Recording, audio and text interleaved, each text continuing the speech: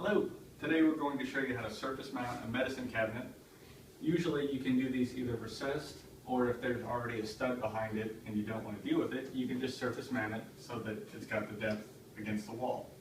We bought this one from Lowe's for $14.98. It's a cheap, great improvement you can do on your home, and I'm going to show you how to drill the pilot holes so you're not doing this part while it's holding up against the wall. Alright, so to correctly surface mount it, you're going to want to put some holes in the back of here so your screws will go directly into the drywall or plaster. All you're going to need is a simple drill, a couple of drill bits, and you're going to eventually need your Phillips head for the drill as well. So it doesn't even have to be all that pretty, just get some holes in the corner so you got a place for your screws. 1,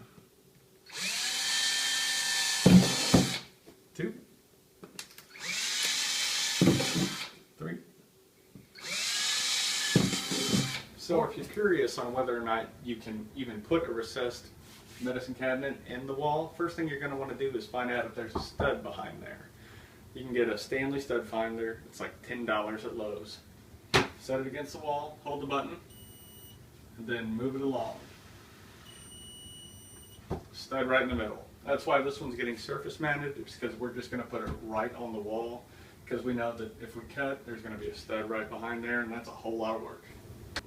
So when you get the position correct on the wall, you're going to want to make sure it's oriented the way that you want it to, so that the mirror opens this way or that way.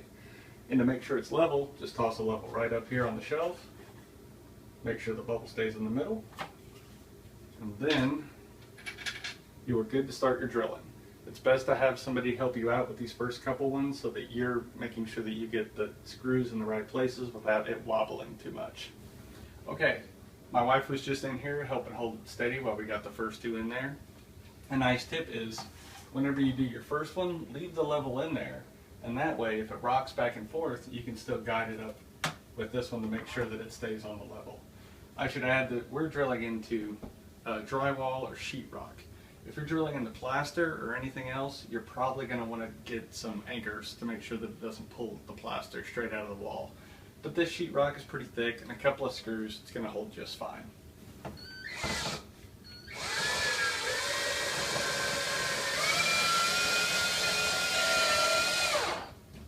Don't over drill it, just make sure it goes straight up to it, because like I said, if you're drilling into sheetrock, it'll waller it right out and the mirror will be falling on you in a couple of months. So here it is, all finally mounted.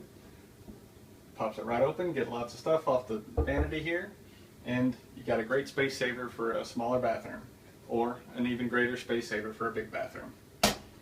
Thanks for watching.